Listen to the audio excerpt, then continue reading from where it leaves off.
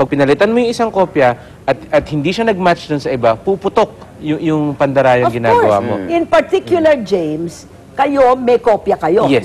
Copy number 1 kayo eh. Opo. All right. Ano ang nakita nyo? Hindi nyo pa kino-compare? Sa ngayon, hindi pa Namfrel is copy number 7. Okay. All right? Mr. Eric, ano bang nakita niyo? Panalo ba si FPJ o si GMA? Dun sa bilang namin noong 2004, nabilang namin yung 87%, 87% lang, of the total votes cast. No? And who won? Sa bilang namin, leading si GMA. By how much? Slight less than 1 million. All right? 87% po I yun. mean, has Namfrel ever counted 100%? Never. Never did. Hanggang mga 87. All right. Pero during the election that time, may mga natanggap na rin po kayong dayaan. May mga reports Diba? talagang Hindi hindi na mawawala maiwasan yun eh. Sa Maguindanao talagang Oo, dayaan. yun Alam na. naman Oo, natin, yun na. ano ba naman? Paano Noted hindi yan, Maring magkakaroon? Noted. Paano hindi magkakaroon ng dayaan, mga kapuso?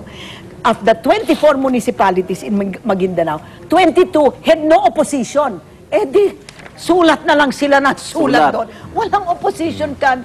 Dapat ando doon yung Namfrel. At saka, meron lang tatanungin kay James. Yes, ha? sir.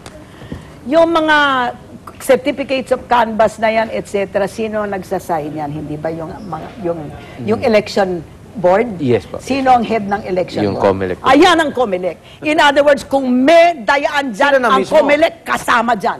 For sure. Sino pa ang andyan dyan sa election board? District Superintendent ng Education. Kung may dayaan sa canvassing, kasama yan. Sino pa? Department of Justice, Provincial Fiscal. In other words, ayan ang kailangan. You know, in other words, let's look at the dayaan, pero wag natin sasabihin, please, kaagad, na porket dayaan, nanalo si Gloria because of dayaan. Hindi po ako naniniwala dyan. Nagdaya si Gloria. Alright? Or kanyang mga kwan.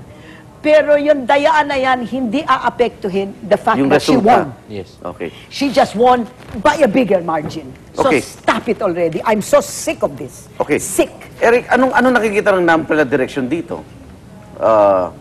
Lagi kayo nakatutok sa eleksyon eh. Tapos eto parang binabalikan natin yung mga nagdaang eleksyon. Yung dalawang issue yan, yung sa 2004 at 2007. oo. Kung yung sa 2004, kung patawagin kami ng isang ahensya na ipakita yung mga datos, may mapapakita kami yung mga datos. Okay. Except probably for yung very contentious province during Maguindanao. that time, Danao. Hindi kayo, hindi, Noong 2007, wala talaga ho kaming nakuhang ERs sa Maguindanao. Sa Sa Maguindanao.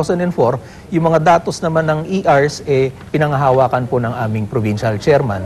Kasi may ibang pananaw siya nun. Okay. No? Yun sana, dapat tinurn over sa amin para ipakita at magawa namin ng analysis Opo. based sa COC.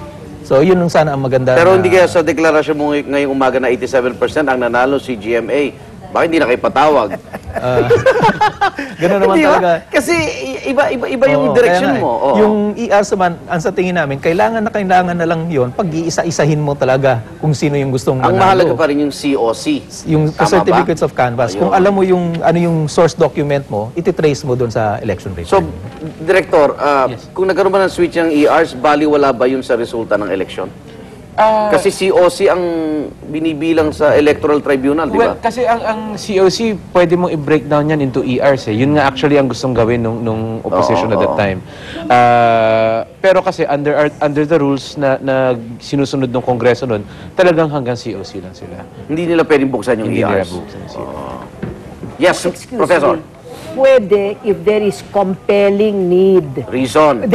Ando dun sa batas. Okay. If there is compelling need. So, mali sinasabi nila, Drilon. noted silang ng noted. Alam nyo, kung yung numero ng noted sobra sa Bilang. bilang, doon talaga nila titignan. Hindi Pero nila hindi sumobra Kaya ganon. I just gotta read this. Sige. This is the statement of the Catholic bishops noong July 10 and 11 of 2004. Sabi, gathered for the 89th CBCP Plenary Assembly on July 10, 11, etc., the bishops reviewed the conduct of the May 10th elections and their consequences for the future course of the country.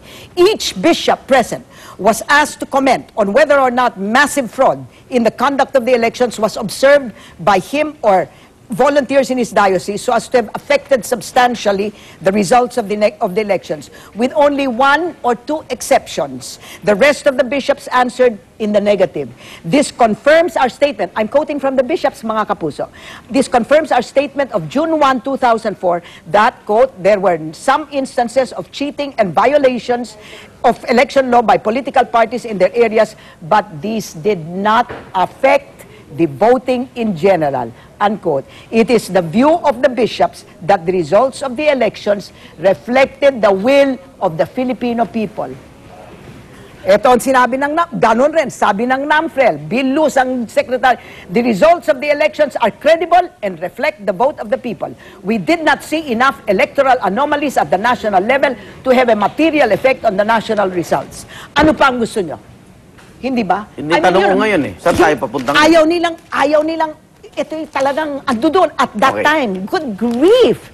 We're wasting our time. Director, di ba Comelec ang mag-iimbestiga dito? Yes. Pati DOJ? Opo, opo. Kailan kayo magsisimula? Last na lang. Oh. Sa ngayon, binubuo natin yung Kawawa panel. naman. So, sisimula siguro. Kawawa next naman si At Direk. saan papunta to?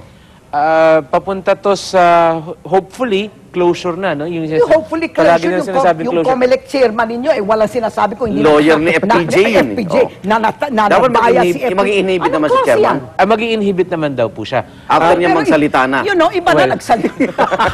My God, I cannot believe this. Oo. And you told me yourself that this was shown to Loren, itong... Yung mga IAS na sinabi mo humingi ba ng yan? bayad sila nung Humihinga araw. ng bayad yung PNP noon. Why all of a sudden is the PNP credible? Hindi, magkano ngayon? Right now. Particularly after Kuratong Baleling. Ay, nako. Ay, maraming salamat, Comelec Sorry ha, mga Spokesperson Director James Jimenez. Sorry, Direk. At ang NAMPRO Secretary General Eric Albia. Sana patawag kayo, no? At syempre, Maring Winnie Monsod, unang balita ng mga igan. No, sweetie, you better check.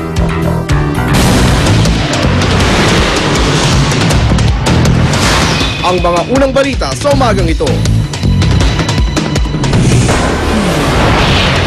Bagyong Kabayan, patuloy na kumikilos papalayo ng bansa pero palalakasin pa rin ang hanging